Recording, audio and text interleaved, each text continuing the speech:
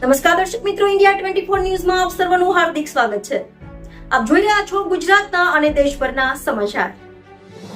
ડીસાના ગણપતિ મંદિર ફુવારા ચોકથી ભીનમાલ સોલંકી પરિવાર દ્વારા 13મી પગપાળા સંઘનું પ્રસ્થાન કરાયું. પવિત્ર શ્રાવણ માસમાં લોકો દેવી દેવતાઓના સ્થાને દર્શનાર્થે જતા હોય છે અને અનેક લોકો પરિવાર સાથે પગપાળા પણ જતા હોય છે.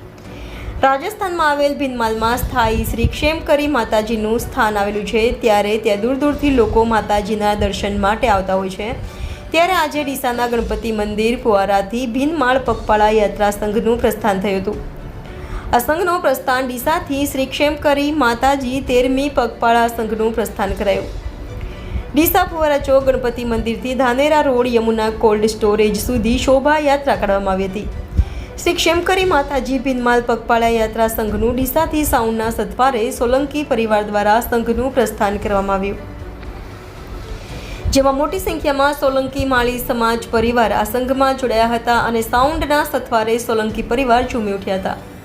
શ્રી ક્ષેમકરી માતાજી ભીનમાલ સંઘના આયોજક પ્રવીણભાઈ માલી, શિવમભાઈ માલી, અશ્વિનભાઈ માલી, પ્રદીપભાઈ માલી, રાજુભાઈ માલી વગેરે હાજર રહી માતાજીના સંઘનું પ્રસ્થાન કરવામાં આવ્યું હતું, જેમાં મોટી સંખ્યામાં સોલંકી પરિવાર આ સંઘમાં જોડાઈ અને યમુના કોલ્ડ સ્ટોરેજ ખાતે માતાજીની પ્રસાદ લઈ ધન્યતા અનુભવી હતી.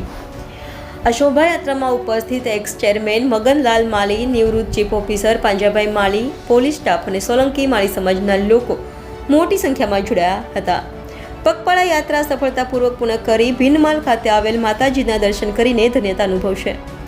રિપોર્ટર નગીત સુંદેશા સાથે ઇન્ડિયા 24 ન્યૂઝ ડીસા.